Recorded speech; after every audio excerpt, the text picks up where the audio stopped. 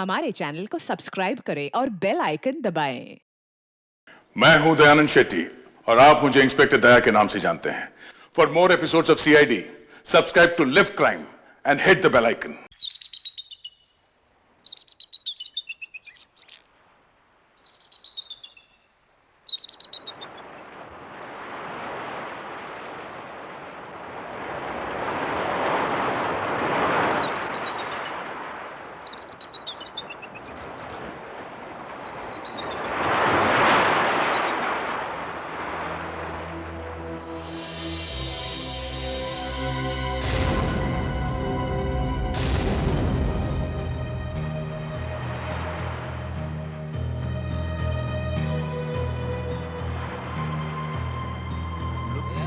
तो यहाँ पर ही ओह माय गॉड, किसने खून तो निकल गया इसका। हटो हटो, दूर हटो, मैं पुलिस अफसर हूँ, मुझे देखने दो।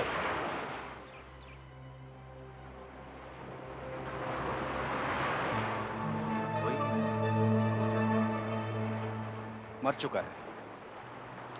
आप में से सबसे पहले इसे किसने देखा? साहब, जब हम यहाँ पर आए तो ये मरा हुआ पड़ा था साहब। अच्छा,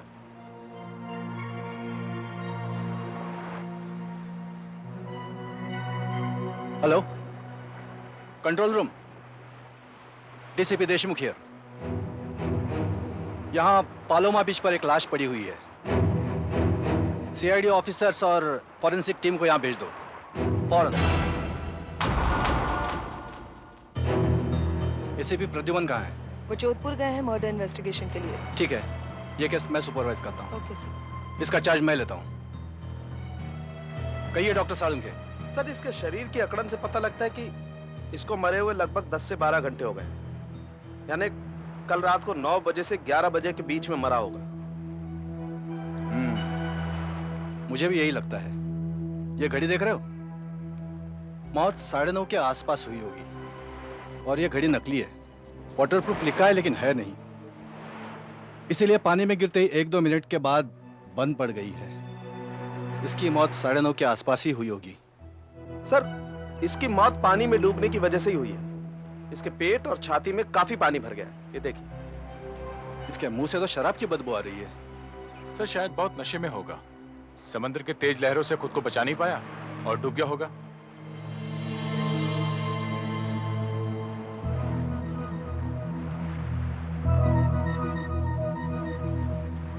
पीएम रघु, 15 मेहर कॉटेज। मेहर कॉटेज? सर, वो तो पास में ही है। और ये क्या? ये तो कोई हॉस्पिटल का कार्ड है। इस कार्ड का मालिक मिस्टर पीएम रघु एक डायबिटीज का मरीज है।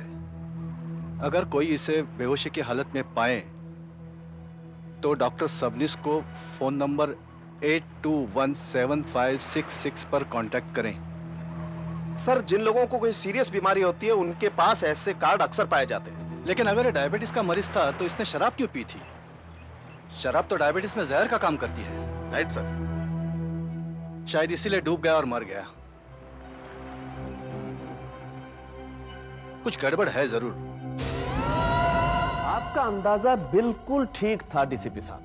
रेट ऑफ कूलिंग से पता चलता है कि इस आदमी की मौत 9:30 बजे के आसपास ही हुई है। और कुछ? समुद्र के किनारे जब आपने इसका मुंह सूंघा था तो उसमें से शराब की बदबू आ रही थी। हाँ, फिर आप कहेंगे कि सालू के हमेशा कोई ना कोई नया चक्कर चलाता ही रहता है। कुछ है? जी हाँ, मुंह में शराब की बदबू थी, लेकिन पेट में और खून में शराब है ही नहीं।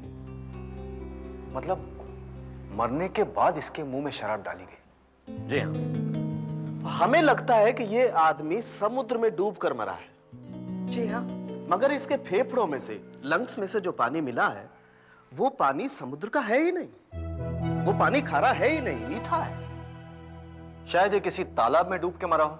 जी हाँ, तालाब में या किसी स्विमिंग पूल में। Swimming pool? स्विमिंग पूल क्यों? वो इसलिए सर के इसके फेफड़ों में जो पानी मिला है उसमें थोड़ी क्लोरीन भी है, और क्लोरीन तो टैंक वगैरह के पानी को साफ करने के लिए ही मिलाई जाती है। इसका मतलब किसी ने इसे स्विमिंग पूल में मार डाला फिर बॉडी को उठाकर बीच पर फेंक दिया, फिर इसके मुंह में शराब डाल दी ताकि देखने वालों को लगे कि शराब के नशे में ये अपने आप को संभाल नहीं सका और डूबकर मर गया। पर खून का मकसद चोरी तो नहीं है, क्योंकि पैसे, घड़ी, चेन, अंगूठी सब कुछ वैसा का वैसा ही है। अगर इसे किसी ने स्विमिंग पूल में मारा है तो कौन से वाले में? पालोमा बीच पर तो दर्जनों बंगले हैं और तकरीबन सभी में स्विमिंग पूल है। तो कौन सा स्विमिंग पूल होगा वो? कौन सा? सर, ये उनके एक और पड़ोसी हैं, रामदास जी। ये भी उनसे बीच पर मिले थे। मिस्टर मानस, आप जरा वहां बैठेंगे? जी। मिस्टर रामदास, डीसीपी देशमुख, आप बीच पर क्या कर रहे थे? जी मैं अपने कुत्ते को वहां लेकर घूमने गया था जी, और वहां रघु जी भी आ गए हर रोज की तरह। हमने 5-7 मिनट बात की और उसके बाद वो वापस लौट गए। लौट गए? उस वक्त क्या बजा होगा? उस वक्त शायद साहब 9 बजे थे। हाँ, 9 बजे थे। मैं पक्का इसलिए कह सकता हूँ साहब कि मैंने उसी वक्त अपनी घड़ी देखी थी, क्योंकि मेरे घर पे कोई डिनर पे आने वाला था। जब रघु जी आपसे मिले, क्या उन्होंने शराब पी रखी थी? शराब को तो हाथ तक नहीं लगाते थे। वो तो डायबिटीज के मरीज थे, मर नहीं जाते थे वो अगर शराब पीते थे तो। इसीलिए मेरा अंदाजा है कि जिसने भी इसे मारा है वो इसे अच्छी तरह नहीं जानता था, क्योंकि अगर उसे पता होता कि ये डायबिटिक है और कभी शराब नहीं पीता तो वो इसके मुंह में शराब डालने की गलती कभी नहीं करता। 9 बजे वो घर की तरफ निकलता है और 9:30 बजे मर जाता है। इस आधे घंटे के बीच में कुछ हुआ है। हमें यह देखना है कि बीच से चलने के आधे घंटे बाद वो कहां पहुंचा होगा। हम लोग यहाँ से इधर से आते समय यहीं से शॉर्टकट ले लिया करते थे। 25 समुद्र के किनारे से चले हुए हमें यहां 25 मिनट हो गए, और 25 मिनट के तुरंत बाद रघु मारा गया था। इसका मतलब है कि उसके साथ जो कुछ भी हुआ वो यहीं कहीं हुआ है, लेकिन यहां तो कोई पुल नजर नहीं आता। चलो देखते हैं।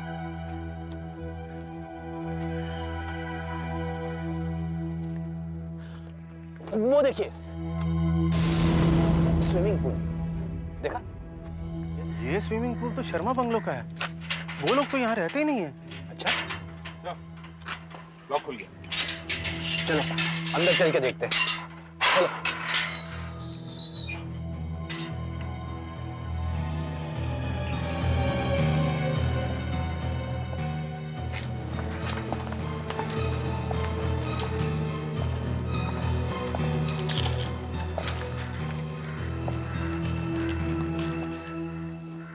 दया, आशा, सर।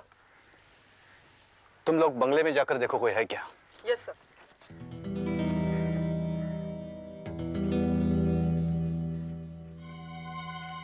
सर, रघु के फेफड़ों में जो पानी था वो कहीं इस पूल का ही तो नहीं था? कहीं ऐसा तो नहीं कि उसे इस पूल में डुबो करके ही मारा गया हो? मैं इस पूल के पानी का एक सैंपल ले लेता हूँ। फ्रेडरिक्स, एक टेस्ट ट्यूब दो।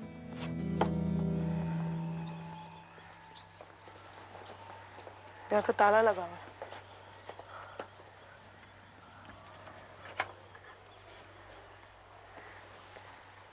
सब दरवाजे बंद है।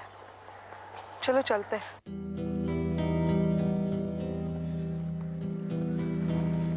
इस पानी को रघु के फेफड़ों से मिले हुए पानी से मैच करके देखेंगे।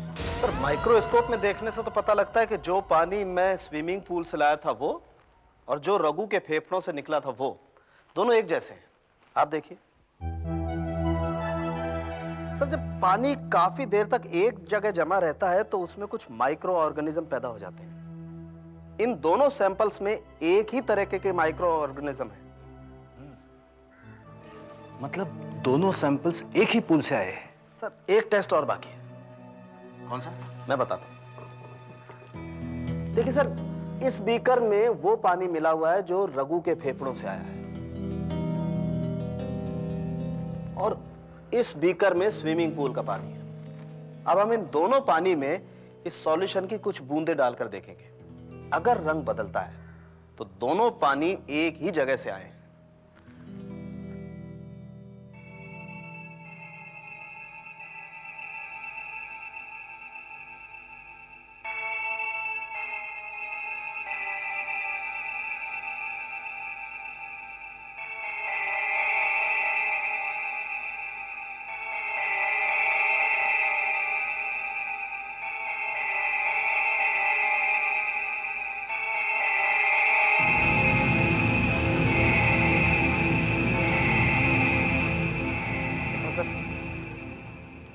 ऐसे रंग बदलेगा। अब मैं 3-4 बूंदें इसमें भी सॉल्यूशन की डाल के देखता हूं। अगर ऐसा ही रंग आया तो इसका मतलब है दोनों पानी एक ही स्विमिंग पूल से आए।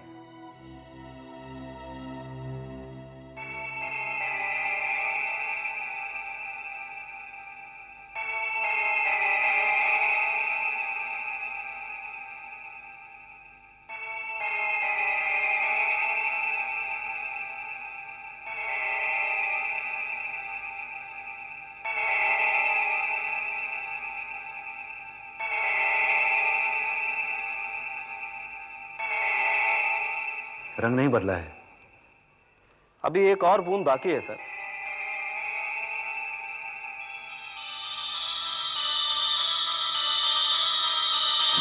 देखिए सर, रंग बदल गया। इसका मतलब है रघु को शर्मा के स्विमिंग पूल में ही मारा गया है।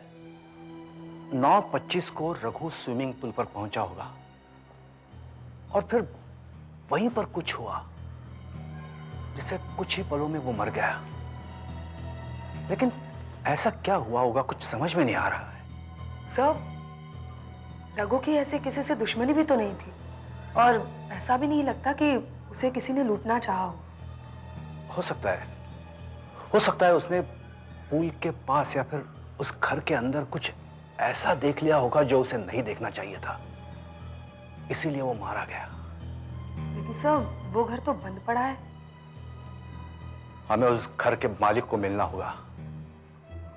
तुमने पता लिया है मानस से? Yes sir, 21 Clara bungalow, Malabar है। मेरा तो कुछ भी खाने का मन नहीं कर रहा है, बिल्कुल भूख नहीं है।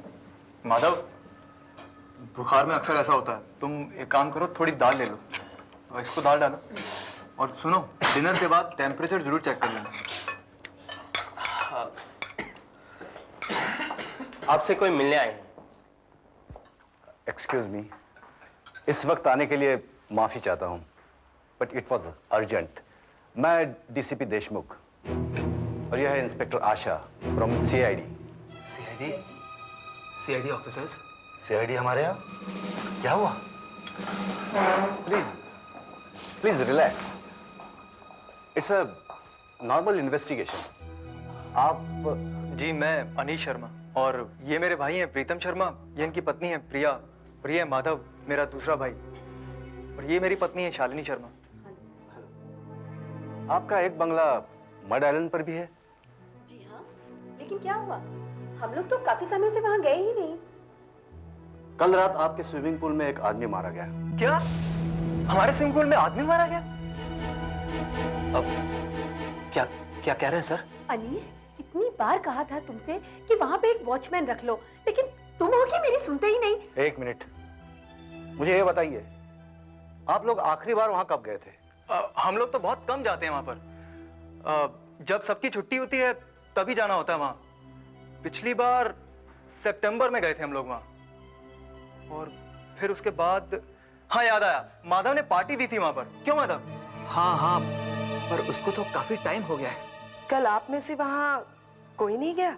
कल? मुझे तो पता नहीं, मैं तो कल दिल्ली में था, अभी 1 घंटा पहले आया हूँ। माधव तो बीमार है। प्रीतम, तुम वहां गए थे कल? नहीं सर, हम में से वहां कोई नहीं गया।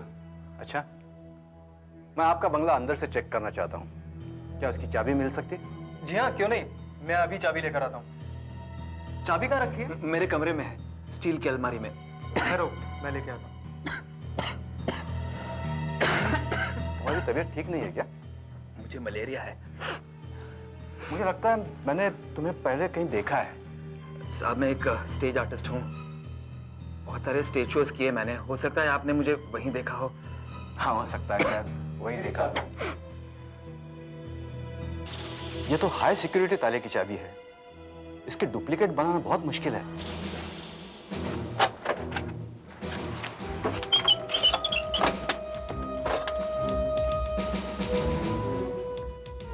लाइट्स ऑन करो।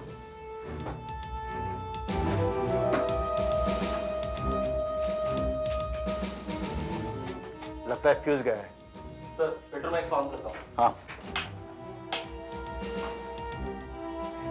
हर जगह मिट्टी है, इसका मतलब है घर काफी दिनों से बंद पड़ा होगा। सारा घर चेक करो। दया, तुम अंदर जाके देखो। फ्रेडरिक्स, उस तरफ देखो, ठीक तरह से चेक करो। ये क्या है? ये टेबल आधी साफ की गई है और ये निशान कैसे? लगता है यहां पर बोतल और ग्लासेस रखे थे। सर, क्या है? सर ये देखिए सर। सर, यहाँ पर सब जगह काफी धूल जमी है, इन बॉटल्स पर भी। पर सर, इस एक बॉटल पर देखिए, बिल्कुल धूल नहीं है। वाकई साफ है।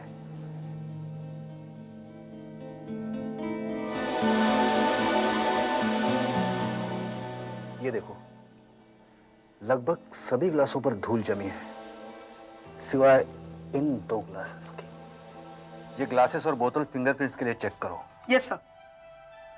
एक साफ बोतल, 2 साफ ग्लासेस। लगता है किन्हीं 2 लोगों ने यहां बैठकर शराब पी है। डॉक्टर सालुंके, आप अचानक बहुत सीरियस हो गए, क्या बात है? ये देखिए सर, कितना जबरदस्त टेंट है। ये गिर गया होगा या फिर किसी ने किसी चीज पर जोर से मार दिया होगा। राइट। Sir, yes. सर इन पर कोई फिंगरप्रिंट्स नहीं है। ये ग्लास और ये बोतल एकदम साफ है सर। शराब पीने के बाद बोतल और ग्लासेस को अच्छी तरह धोकर साफ किया गया है ताकि उंगलियों के निशान ना रहे। ये देखिए सर, यहाँ ये निशान देखिए। ये क्या खून है?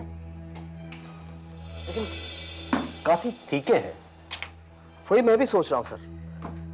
लगता है किसी ने खून के निशान पानी से साफ करने की कोशिश की है, लेकिन आप तो जानते हैं खून इतनी आसानी से साफ होता नहीं। हो सकता है ये खून ही हो। मैं इस पे फिनोपेंटामेनिलिन की कुछ बूंदें डालता हूं। अगर ये खून हुआ तो सर इसका रंग गुलाबी हो जाएगा। ये देखिए, ये गुलाबी हो गया। ये खून ही है सर, और खून बहाने के लिए इस फूलदान का इस्तेमाल किया है।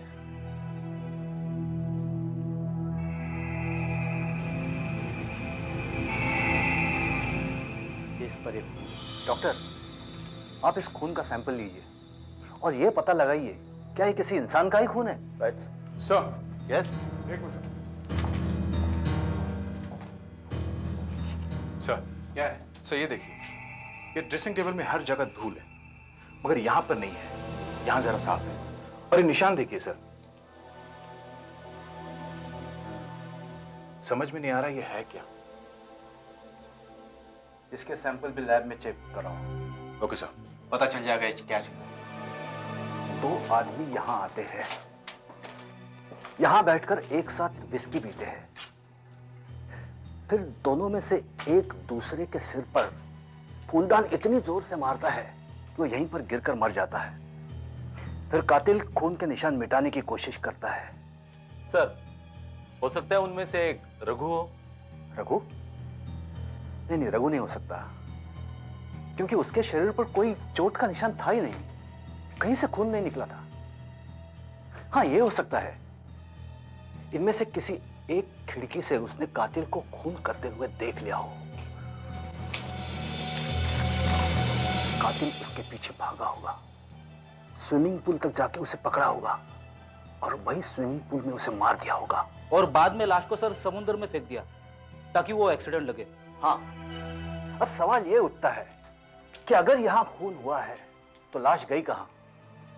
पूरे घर को अच्छी तरह चेक करो, बाहर गार्डन में जाके देखो, कहीं ना कहीं लाश जरूर होनी चाहिए। For more updates, subscribe to our channel, click the show links and enjoy watching the videos.